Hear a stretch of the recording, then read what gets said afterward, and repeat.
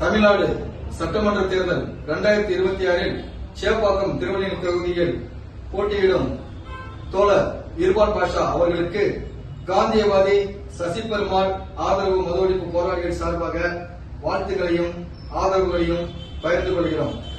தொடர்ந்து தமிழகத்தில் பலவித போதை கஞ்சா பொருட்களுடைய பெருக்கமும் அரசு நடத்தும் மதுபான கடைகளுடைய தாக்கமும் இதனால் இளைஞர்கள், மாணவர்கள், பெண்கள் பலவிதத்திலும் பலவித சூழலுக்கு பாதிக்கப்பட்டு பலவித இழப்புகளுக்கு உள்ளாகி கொண்டிருக்கிறார்கள்.